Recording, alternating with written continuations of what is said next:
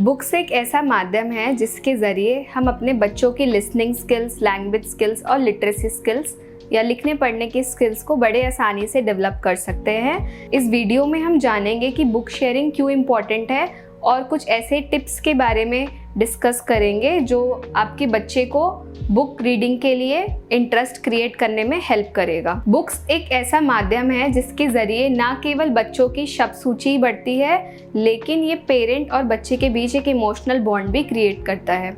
जब हम story telling करते हैं तो उस स्टोरी के पीछे एक मोरल लेसन होता है और आई थिंक जब हम बच्चों को उस लेसन्स के बारे में बताते हैं तो वो डेली रूटीन से हटकर हमें बात करने का एक मौका भी मिलता है। अगर आपने अभी तक अपने बच्चे के साथ बुक शेयरिंग स्टार्ट नहीं किया है तो अभी भी देरी नहीं हुई है, आपको आज से ही स्टार्ट कर देना चाहिए।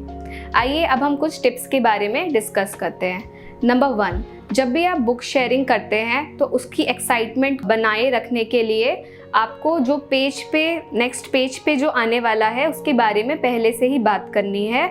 जब आपने उसके बारे में बात की उसके बाद ही उसका पिक्चर दिखाना है।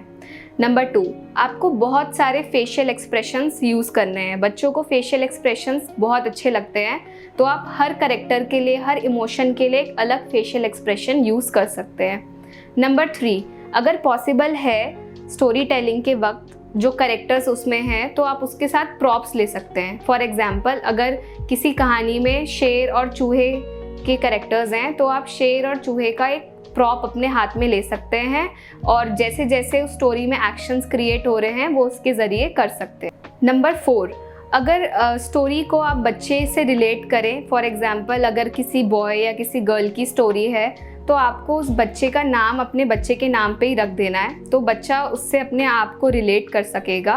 या फिर आपको स्टोरी में जो एक्टिविटीज़ हो रही हैं उसको बच्चे की पास्ट एक्सपीरियंस जो या उसके साथ अगर ऐसा कुछ हुआ हो उसके साथ रिलेट करना है, तो बच्चे इस चीज़ में भी काफ़ी इंटरेस्ट लेते हैं।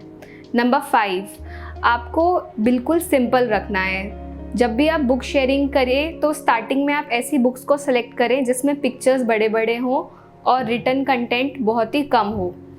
और आपको ज़रूरी नहीं है कि वर्ड टू वर्ड स्टोरीज़ को पढ़ना है। उसको इंटरेस्टिंग बनाने के लिए जो पिक्चर्स में है आप सिर्फ उसी के बारे में भी बात कर सकते हैं। नंबर 6, जब भी आप स्टोरी टेलिंग करते हैं, स्पेशली हमारे बच्चों के केस में जिनको हियरिंग लॉस है, तो आपको बड़े बड़े वाक्य स्टार्टिंग में बिल्कुल अवॉइड करने हैं। आपको शॉर्ट फ्रेजेस, छोटे छोटे वाक्यों में ही बात करनी है।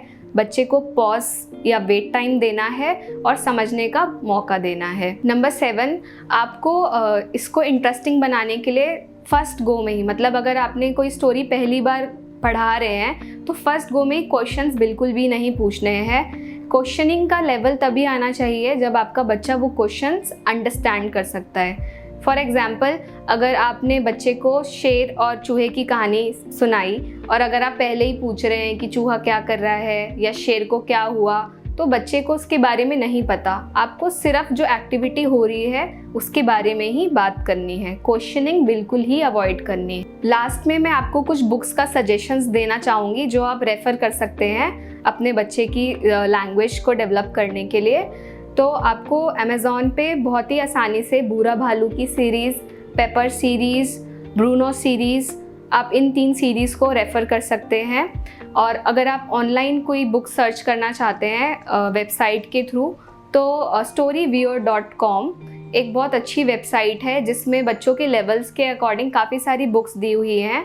मैं आपको एडवाइस करूँगी कि डायरेक्टली आप उसको ऑनलाइन ना पढ़ाकर उसकी हार्ड कॉपी, उसका प्रिंट निकालें और तभी बच्चों को पढ़ाएं। इसके अलावा the very hungry caterpillar advance level की एक बहुत ही अच्छी बुक है। तो ये कुछ बुक्स हैं जो आप रेफ़र कर सकते हैं और आई होप कि आप आज ही से ही बच्चों के लिए डेली एटलीस्ट 10 मिनट्स का टाइम निकालेंगे उनके साथ बुक्स पढ़ने के लिए। आई होप ये वीडियो आपके लिए हेल्पफुल रही होगी। Thank you.